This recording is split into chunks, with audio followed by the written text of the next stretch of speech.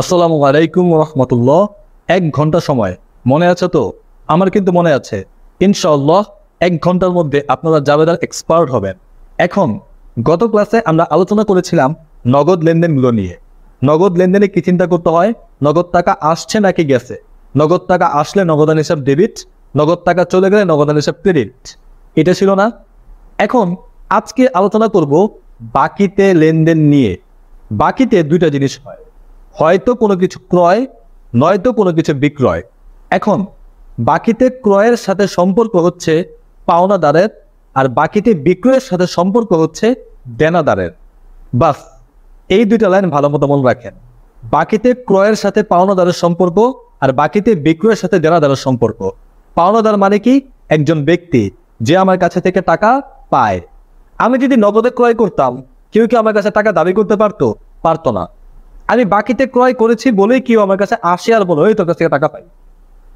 এই জন্য বাকিতে ক্রয়ের সাথে কার সম্পর্ক? পাওনাদারের সম্পর্ক। ক্লিয়ার? আর বাকিতে বিক্রয়ের সাথে দেনাদারের সম্পর্ক।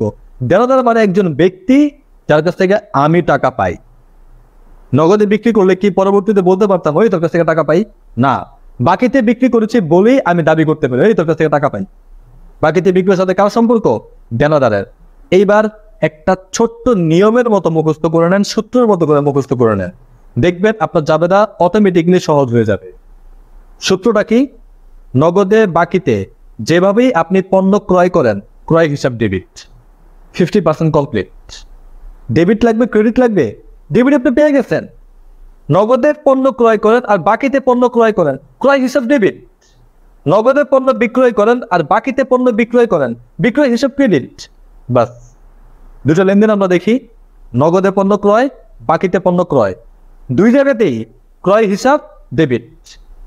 এখন দুই জায়গাতেই কি লাগবে? ক্রেডিট লাগবে, তাই না? নগদে পণ্য ক্রয়, নগদ টাকা আসছে না গেছে, নগদ টাকা চলে গেছে, নগদান হিসাব ক্রেডিট। বাকিতে পণ্য ক্রয়, বাকিতে ক্রয়ের সাথে কার সম্পর্ক? পাওনাদারের সম্পর্ক, পাওনাদার হিসাব ক্রেডিট। আবার দুটো লেনদেন, নগদে পণ্য বিক্রয়, বাকিতে পণ্য বিক্রয়, দুই জায়গাতেই বিক্রয় হিসাব ক্রেডিট। নগদে পণ্য বিক্রয় করেন আর বাকিতে পণ্য বিক্রয় করেন, বিক্রয় হিসাব অলওয়েজ কি? ক্রেডিট। দুই জায়গাতেই কি লাগবে? ডেবিট লাগবে, তাই না? নগদে পণ্য বিক্রয়, নগদ টাকা আসছে না গেছে, আসছে, নগদান হিসাব ডেবিট। বাকিতে পণ্য বিক্রয়, বাকিতে বিক্রয়ের সাথে কার সম্পর্ক? দেনাদারের সম্পর্ক, দেনাদার হিসাব ডেবিট। ঠান্ডা মাথায় জাস্ট এইভাবে চিন্তা করেন। আপনি পণ্য ক্রয় শব্দটা দেখছেন, কি ক্রয়? পণ্য ক্রয় শব্দটা দেখছেন, চোখ বন্ধ করে আপনি ক্রয় হিসাব ডেবিট করে দেন। নগদে পণ্য ক্রয় করলেও ক্রয় হিসাব ডেবিট, বাকিতে পণ্য ক্রয় করলেও ক্রয় হিসাব ডেবিট। যেভাবেই আপনি পণ্য ক্রয় করেন, ক্রয় হিসাবই ডেবিট হবে। অর্ধেক যাবে তত কমপ্লিট। ঠিক একইভাবে বাকিতে পণ্য বিক্রয় করলেও বিক্রয় হিসাব ক্রেডিট, নগদে পণ্য বিক্রয় করলেও বিক্রয় হিসাব ক্রেডিট। আজকে বেশি আলোচনা না, ছোট্ট এই কথাটা। পণ্য ক্রয়, পণ্য বিক্রয়, নগদে হোক বাকিতে হোক যেভাবেই হোক, পণ্য ক্রয় করলে ক্রয় হিসাব ডেবিট, পণ্য বিক্রয় করলে বিক্রয় হিসাব ক্রেডিট। আপাতত আর কোনো আলোচনায় গেলাম না, বিগত ক্লাসের একটু রিভিশন দেই। মনে আছে নগদ লেনদেনগুলা? দুইটা চিন্তা, হয়তো নগদ টাকা আসবে নয়তো যাবে। 2 নম্বর চিন্তা, কেন আসছে কেন যাবে। নগদ টাকা আসলে নগদান হিসাব ডেবিট, নগদ টাকা চলে গেলে নগদান হিসাব ক্রেডিট। আগামী ক্লাসে জাবেদার আরো খুঁটিনাটি, আরো বিস্তারিত আলোচনা করবো।